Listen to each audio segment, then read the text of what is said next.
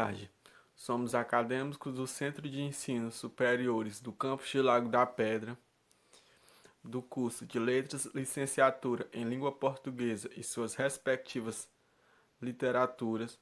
Estamos cursando a disciplina de Literatura Portuguesa do Simbolismo, as Tendências Contemporâneas, ministradas pelo professor Heráclito Júlio Carvalho dos Santos, que temos os componentes do grupo: eu, Denilson Marques, Francisca Adriele, Johanna Costa, Jarleane Moura, Késia Letícia, Raíssa Lopes, Vivian Vasconcelos.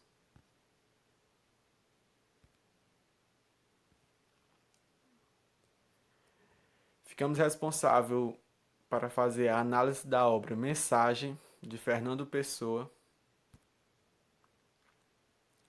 E aqui temos uma visão geral do que iremos abordar na análise: introdução, contexto histórico, vida do autor, obras do autor, análise da obra, mensagem de Fernando Pessoa, considerações finais e referências bibliográficas. Introdução. Poeta da primeira fase modernista, Fernando Pessoa é conhecido pela grandiosidade de suas obras e por sua característica de produzir heterônimos de diversos cunhos. Sua obra Mensagem foi a única que o autor escreveu, redirigiu e publicou em vida. Portanto, o presente trabalho tem o objetivo de analisar o manuscrito através da perspectiva e das características da primeira geração do modernismo português.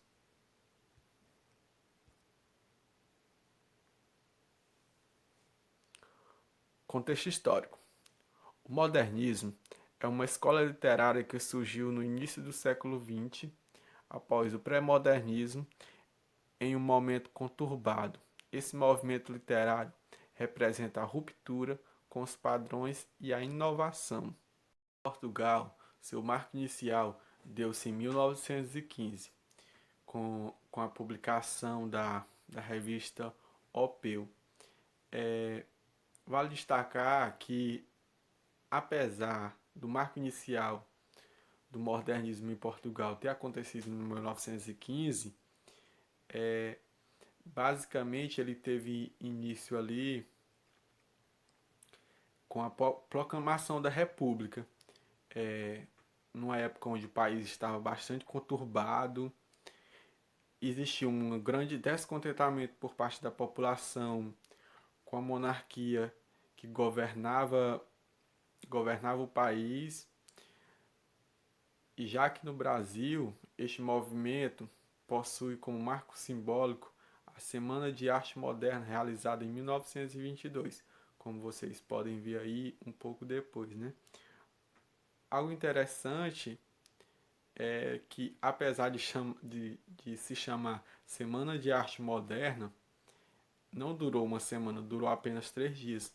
Mas por que durou apenas 3 dias? Porque, como foi um evento assim de mudanças, como o próprio nome já diz, modernismo, ele houve conflito entre os artistas que queriam mudança e os que, digamos ali, que estavam no passado, né? E era justamente o que eles queriam, era causar impacto, chamar atenção, porque eles queriam mudanças, eles queriam quebrar aqueles paradigmas antigos, eles queriam uma literatura com a cara do Brasil, uma literatura, uma arte que representava o Brasil, pinturas que representassem o Brasil. E, e com todo essa confusão que deu, como eu falei antes, por ter durado apenas 3 dias, isso foi bastante benéfico. O modernismo também ele surgiu em meio a 2 guerras mundiais, onde as pessoas estavam lutando ali, né, pelo seu país, mas também estavam querendo coisas novas, estavam querendo inovações e tudo isso influenciou o modernismo por essas guerras terem acontecido em todo o mundo, né? Nessa mesma época, outros fatos já estavam em andamento, como o crescimento da industrialização, a teoria da relatividade de Einstein, a teoria da psicanalítica de Freud e as transformações tecnológicas, como eletricidade, telefone, avião e cinema. Bem, essas coisas, pouco ou muito, todas elas contribuíram para o contexto histórico e para o. Veremos agora um pouco sobre a vida do autor. Fernando Pessoa foi um poeta português que nasceu em 13 de junho de 1888. Aos 5 anos, ele ficou órfão de pai, pois o mesmo faleceu de tuberculose, né? Aos 7 anos ele escreveu aí o seu primeiro poema, que foi A Minha Querida Mama, voltado aí uma homenagem, né, à sua mãe. Após algum tempo, sua mãe se casou novamente e aí eles foram morar na África do Sul, em Durban, porque seu padrasto era cônsul. Durante esse período, ele estudou num colégio de freiras e em 3 anos ele adiantou o conteúdo escolar de 5 anos. Então aí ele já era um prodígio, certo? Em 1901, ele recebeu o certificado da Universidade do Cabo de Boa Esperança. Em 1902, ele publicou o seu primeiro poema, que se chamava Quando a Dor Me Amargurar, certo? Foi publicado em Lisboa, durante as suas férias na sua cidade natal. No ano seguinte, ele publicou também o seu primeiro poema em inglês, que ganhou aí um prêmio de melhor ensaio no exame da Universidade de Cabo de Boa Esperança. E aos 17 anos, ele voltou definitivamente para Lisboa, em 1905, certo? E ingressou aí na Faculdade de Letras, que abandonou após 2 anos, ou seja, em 1907. Em 1909, ele, por ser o único herdeiro de sua avó paterna, recebeu uma herança. E com esse dinheiro, ele abriu aí uma empresa, que era uma tipografia e editora, certo? Só que após 1 ano ele faliu e ficou trabalhando aí como tradutor de mensagens e textos, certo? Depois, com seus recursos próprios, ele publicou os seus primeiros livros, que foram o Antinous e o 35 Sonnets. Em 1920, ele fundou uma outra firma que publicou livros de Antônio Boto e Raul Leal, que esses livros foram apreendidos por ordem do governador civil por se tratarem de obras imorais. E em protesto a isso, Fernando Pessoa escreveu alguns manifestos, 2 manifestos, na verdade, contra a censura de livros. Fernando Pessoa pertenceu à geração Orfeu do modernismo português e dentro desse movimento ele desenvolveu várias características, né? Então suas obras adquiriram aí várias características.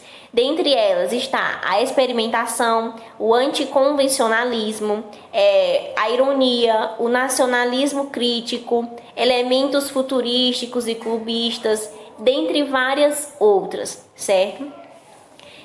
O poeta também foi o criador do sancionismo, que foi um movimento interior do modernismo português, e muitos heterônimos. Dentre esses heterônimos, os mais famosos são Álvaro de Campos, Ricardo Reis, Alberto Caeiro, Bernardo Soares. Então todos esses tinham uma biografia mesmo que limitada, certo? Eram pessoas fictícias de Fernando Pessoa, com personalidades diferentes. Então todos aí os seus heterônimos tinham personalidades diferentes, profissões diferentes e estavam inseridos em realidades diferentes, certo? Então aí ele foi um grande criador de personagens. Dentre as suas obras temos 35 Sonnets de 1918 e Antinous de 1918 também, que essas foram as suas primeiras obras publicadas, como eu havia falado agora há pouco, certo? Foram publicadas em inglês. Tem também a English Poem, que foi publicada em 1921, que foi publicada em 3 volumes, certo? Temos Mensagem, de 1934, que com essa obra ele ganhou o prêmio de poesia Dianteiro de Quental. Ok? Então é uma obra aí muito famosa, foi a sua primeira obra escrita em português, publicada em português, na verdade. E temos também aí o livro do Desassossego, que já foi publicado após a sua morte em 1982. Fernando Pessoa deixou aí mais de 25.000 páginas de textos, certo? Que estão sendo publicados aí ao longo do tempo. E um dia antes de falecer, ele deixou o seu último escrito, que foi a frase escrita em inglês, mas que eu direi a tradução. A frase é: não sei o que amanhã trará. Então este foi o último escrito de Fernando Pessoa, certo? Que faleceu em 30 de novembro de 1935. Boa tarde, vamos dar continuidade fazendo análise da obra Mensagem de Fernando Pessoa. Mensagem é uma obra simbólica de natureza ocultista esotérica situada na linha que o próprio Fernando Pessoa considerava nacionalismo místico. Em Apontamento, que viria a receber o título de nota preliminar, Fernando Pessoa parece querer dar-nos a chave para a interpretação de Mensagem como obra simbólica, a ser lida por iniciados nos cultos esotéricos. Pessoa indica, nesse apontamento, as 5 qualidades do intérprete. Essas 5 qualidades são a simpatia, que é a capacidade de entrar em sintonia com o símbolo, a intuição, aquela espécie de entendimento com que se sente o que está além do símbolo sem que se veja, a inteligência, que analisa, compõe e reconstrói no outro nível o símbolo, permitindo relacionar no alto o que está de acordo com a relação que está embaixo, a compreensão, que é o conhecimento de outras matérias que permitam que os símbolos sejam iluminados por várias luzes, relacionado com vários outros símbolos, pois que no fundo tudo é o mesmo. E o quinto e último é a graça, a menos definível, que é o superior incógnito. Na obra nós temos aí o caráter esotérico, que é confirmado logo na epígrafe, assim que se abre a obra, no começo da obra, que se inicia como se fosse a abertura de um culto. Temos aí essa frase em latim, que significa bendito Deus nosso Senhor, que nos deu o sinal. Para quem não sabe o que é caráter esotérico, o que é esoterismo, o esoterismo, eles são doutrinas que só devem ser comunicadas a iniciados, ligando-se à sua transmissão, muitas vezes a práticas rituais de um culto, e também a comunicação de doutrinas de índole profética ou divinatória, e por vezes também é sinônimo de ocultismo. Aí nós temos também o sentido simbólico e messiânico da obra, que é a finalização, que ele finaliza com Valetes Fratres, que significa adeus, irmãos. Esse Valetes Fratres, ele dá a ideia de sinal, de bandeira, de pendão, que é entregue por Deus. Ele é um símbolo também de fraternidades em organizações de tipo esotérico, como eu falei anteriormente. E nessa obra também, o caráter dessa obra também é presente em toda a estrutura do livro. Aí nós temos a estrutura da obra, que é um poema épico dividido em 3 partes, que é composto por 44 poemas e que geralmente eles são de curta extensão, de 2, 3 ou 5 estrofes, que apresentam por sua vez 4, 5, 6 ou 9 versos plenos de musicalidade, conferida pela rima, pelo ritmo e pela valorização de aspectos fônicos. E a primeira parte é o brasão, né, que possui 19 poemas e que fala sobre o passado e a Eurádica. Aí a segunda parte é o Mar Português, ele possui 12 poemas e fala sobre descobertas, passado e presente. E a terceira parte é o Encoberto, que possui 13 poemas e que fala sobre profecias e futuro. Bom, agora nós iremos falar especificamente só da primeira parte da obra Mensagem de Fernando Pessoa, que ela tem por título Brasão. Essa primeira parte, que é o brasão, ela é subdividida em 6, que são os campos, os castelos, as quinas, a coroa e o timbre. Essa divisão ela foi feita justamente para se assemelhar, é bem característica do próprio brasão de Portugal, que ele é composto por 2 campos. O primeiro, que são 7 castelos, e o segundo, que são 5 quinas. E acima do brasão tem a coroa e o timbre. É nessa parte que vem contar a história das grandes glórias portuguesas. E também assim vem falar sobre homens que fizeram grandes feitos, como por exemplo, Dom Henrique, que ele foi o fundador do condado portucalense, e seu filho, que é o Dom Afonso Henrique, que foi o primeiro rei de Portugal. Assim também como o infante Dom Henrique, que ele foi o fundador das escolas de Sangres e fomentador da expansão ultramarina portuguesa. E também temos Afonso de Albuquerque, que foi o dominador português do Oriente. E também, por último, vem falar sobre o mito de Ulisses, que ele vem dizer, né, Fernando Pessoa vem relatar que Ulisses ele foi o primeiro fundador de Lisboa. Aqui nós temos as características dessa primeira parte, que é a figuração mítica de Portugal na Europa, né, na parte dos castelos. Tem até um trecho que diz assim: a Europa jaz, ponta nos cotovelos, o rosto com que fita é Portugal.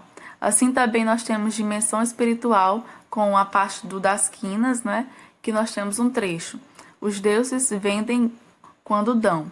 Assim também temos os relatos de grandes feitos nas histórias de Portugal e também temos o cerne da nobreza e antítese de seus feitos. Essa parte do relato dos grandes feitos na história de Portugal é justamente o que eu já falei anteriormente. Essa primeira parte ela vem falar sobre a questão das grandes glórias portuguesas e também falar sobre os feitos que esses homens fizeram, que foi a questão da expansão ultramarina, a fundação de coisas e a questão também do rei e seus mandatos. Bom, aqui na segunda parte a gente vai ter já a nomenclatura de mar português. Ela se difere da primeira. Na primeira a gente vê a questão das histórias, né, dos grandes feitos dos homens.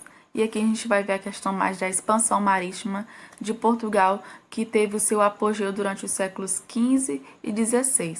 Essa parte aqui, mar português, ela é constituída por 12 versos, 12 poemas, e procura simbolizar a essência do ideal de ser português vocacionado para o mar e para o sonho. Ela inicia com o poema Infante, onde o poeta exprime a sua concepção messiânica da história, mostrando que o sopro criador do sonho resulta de uma lógica que implica Deus, o homem como agente intermediário e a obra como efeito. Então, é nessa parte que é apresentar a questão das navegações e das conquistas marítimas de Portugal. Então, apresenta as principais etapas da expansão ultramarina que levou Portugal a ocupar um lugar de destaque no mundo durante os séculos que eu já mencionei, que é o século XV e XVI. Dessa parte aqui, que é do mar português, nós temos as características que corresponde ao tempo da ação épica e a ação central de Os Lusíadas. Sim, Fernando Pessoa, ele usou como base Os Lusíadas. Então, a gente tem meio que uma comparação com essa grande obra portuguesa. As 12 partes do poema são dedicadas à conquista, à posse dos mares. Sim, como eu já mencionei, essa parte Fernando Pessoa ele tirou justamente para falar só disso, das conquistas, da glória marítima, da glória que Portugal estava tendo com as suas expansões marítimas. Nós temos aqui também a síntese histórica, que vem realmente falar sobre isso, e o auge das expansões ultramarinas de Portugal, como eu já mencionei. E nós temos um trecho aqui retirado dos poemas dessa parte, que é: e ao imenso e possível oceano, ensinam estas quinas que aqui vês, que o mar com fim será grego ou romano, o mar sem fim é português. Agora nós temos, por último, a terceira parte, que ela tem por título O Encoberto. Ela é dividida em três: os símbolos, os avisos e os tempos. Essa parte aqui do encoberto, ela apresenta o mito sebastianista do retorno de Portugal às épocas de glórias. Bom, vamos nos contextualizar. A primeira parte, que vem falar sobre o brasão, Portugal está começando suas histórias de glória. Nós temos a questão da evolução, tem o questão dos reinados, de homens que fizeram grandes coisas, certo?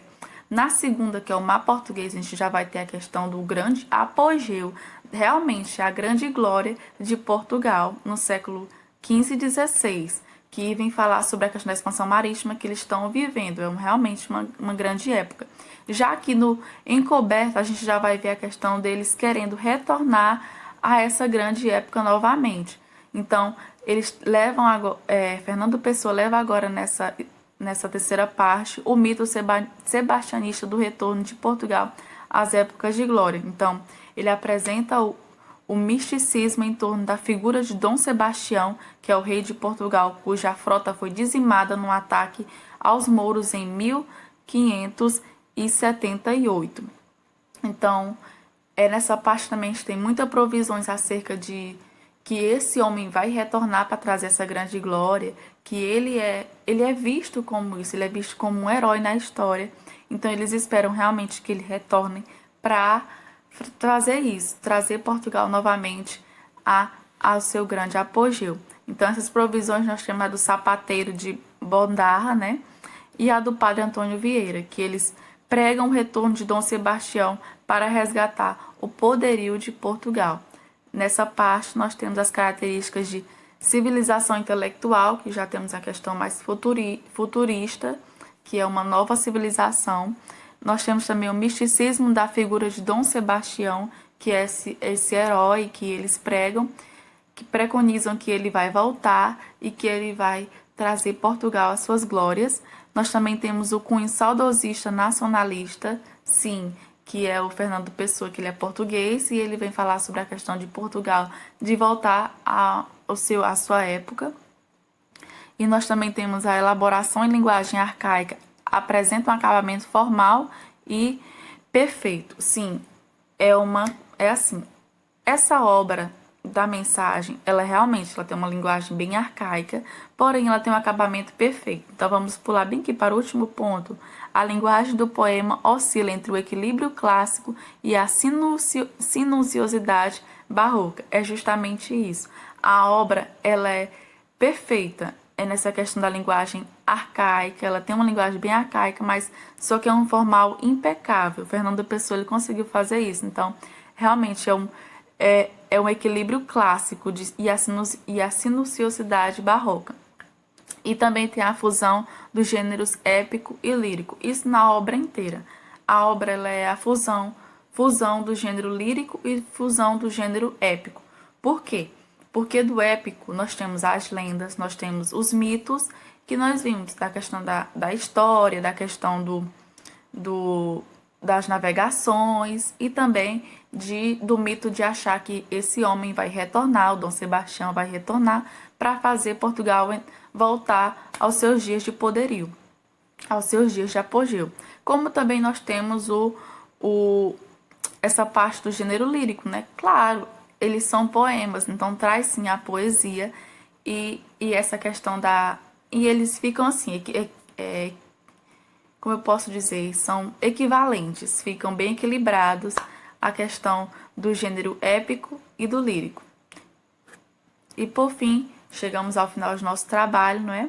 E tendo em vista tudo que anteriormente foi abordado, a obra é uma riqueza para a literatura portuguesa, precisamente para a primeira fase do modernismo.